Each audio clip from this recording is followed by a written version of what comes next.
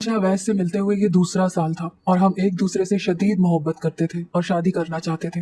मगर मुझे डर लगता था कि शायद ऐसा ना हो पाए, क्योंकि वो एक अमीर घर से ताल्लुक रखता था और मैं एक गरीब घर की बेटी थी जो अपने कॉलेज का खर्चा खुद उठाकर पूरा कर रही थी। ऐसे में हमारी शादी हो जाना गैर मामूली ही होता।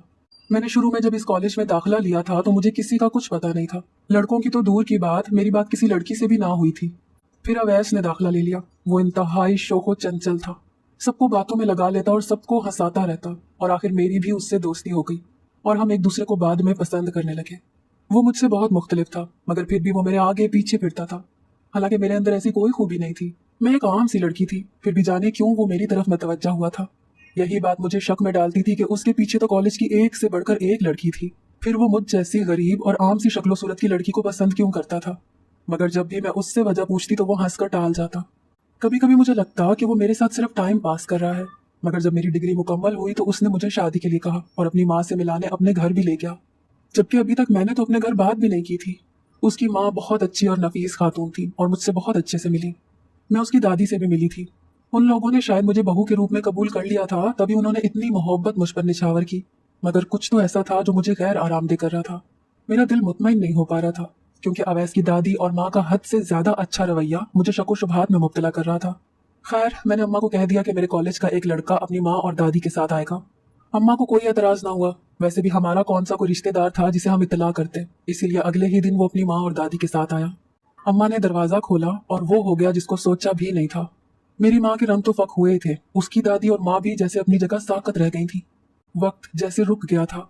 वो लोग एक दूसरे को यूं देख रही थी जैसे पुरानी शनासाई हो। मैंने अम्मा को कंधे से पकड़कर हिलाया तो वो जैसे होश में आई, और फिर एकदम उन्होंने दरवाजा बंद कर दिया। मैं तो हक्का बक्का रह गई कि ऐसा क्यों हुआ, क्यों किया। मैंने खिड़की से देखा, अवैस की माँ उसे बाजू से पकड़कर खींच कर ले जा रही थी। ऐसा लगता था मेरी माँ और उसकी माँ का बहुत पुराना ताल्लुक था, जो यकीनन खुशगवार नहीं था।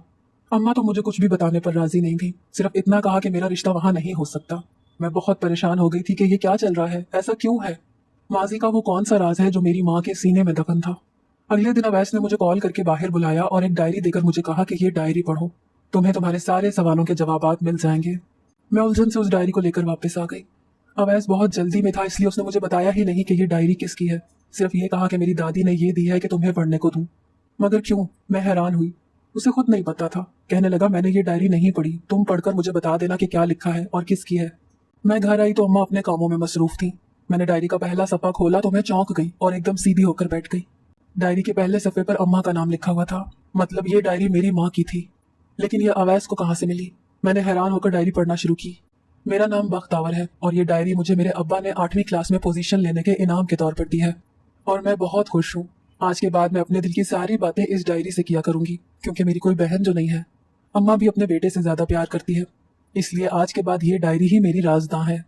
डायरी बहुत मोटी थी और शुरू के सफ़ात में अम्मा ने अपने स्कूल और कॉलेज के वाकयात लिखे हुए थे कि उनके साथ कब क्या हुआ। फिर उनके वालिद की वफात का जिक्र था जब वो 12वीं क्लास में थी।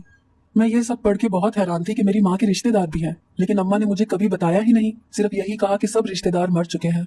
मेरा बाप एक आवारा शख्स था, इसीलिए अम्मा की ससुराल में भी इज्जत नहीं थी, तो अम्मा ने तलाक ले ली और मुझे लेकर किराए के घर में रहने लगी। अम्मा की जिंदगी के ये सारे राज मुझे डायरी से पता चल रहे थे। डायरी से पढ़कर पता चला कि अम्मा का एक भाई भी था। अम्मा ने अपने भाई के बारे में लिखा था, मेरा भाई पहले भी मुझसे प्यार करता था, लेकिन अब्बा की वफात के बाद से तो वो मेरा और ज्यादा ख्याल रखने लगा, मेरी हर ख्वाहिश पूरी करता। मेरा गुजारा भी अपने भाई के बगैर नहीं होता था। लेकिन फिर मैंने महसूस किया कि मेरा भाई अब मुझ पर कम तवज्जो देने लगा है। वो हर वक्त किसी से फोन पर बातें करता रहता था। मुझे ये जानने में देर ना लगी कि मेरा भाई किसी लड़की के चुंगल में फंस गया है, और वही हुआ। उसने अम्मा को कहा कि मैं अपनी पसंद की शादी करना चाहता हूँ। मैं ये सुनकर दहल गई। जो लड़की अभी घर आई ही नहीं थी, उसके लिए वो अभी से इतना दीवाना हो रहा था, बाद में क्या करता। मैंने इस रिश्ते की बहुत मुखालिफत की, मगर उसने अपनी पसंद की शादी करवा कर ही दम लिया। मेरी भाभी बहुत हसीन थी और मेरा भाई उससे शादी के बाद मुझे जैसे भूल ही गया था। बस हर वक्त अपनी बीवी के ही आगे पीछे घूमता रहता और उसी के गुण गाता रहता, और ये सब मुझे अच्छा नहीं लगता था। यहाँ तक पढ़ा था कि अम्मा की आवाज़ आई। वो स्कूल में पढ़ाती थी और अब वापस आ गई थी। मैंने जल्दी से डायरी अलमारी के अंदर रख दी। अम्मा ने आकर खाना खाया और फिर मुझे कमरे में बुलाकर कहने लगी, तुम जानती हो अवैस के साथ उस दिन जो औरतें आई थी वो कौन थी? वो मेरी भाभी और माँ थी। लेकिन खैर, माजी को याद करने का कोई फायदा नहीं। मैं अवैस से तुम्हारी शादी करने को तैयार हूँ, मगर एक शर्त पर, कि वो तुम्हें अलग रखेगा। मैं जो सुनकर खुश हो रही थी एकदम बुझ गई। माना कि वो बहुत प्यार करता था मुझसे, लेकिन अपने घर वालों को कैसे छोड़ देता। मैंने उसे जब फोन करके अम्मा की शर्त के बारे में बताया तो वो भी चुप हो गया और फोन बंद कर दिया। मुझे बहुत परेशानी हो रही थी कि अम्मा ने ऐसी शर्त क्यों रखी है।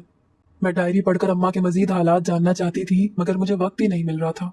मुझे ये जानने का भी तजस्सुस था कि आखिर अम्मा की शादी एक गरीब और आवारा शख्स के साथ कैसे हो गई। जबकि मैं उस दिन अवैस के घर गई थी तो उसकी दादी यानी मेरी नानी का घर देखकर दंग रह गई थी। वो लोग तो इंतहाई अमीर थे, फिर अपनी बेटी की शादी एक गरीब घर में कैसे कर दी। शाम को मेरी माँ की माँ यानी मेरी नानी मेरी माँ से बात करने आई। वो शायद ये शर्त खत्म करवाना चाहती थी, इसीलिए आई थी।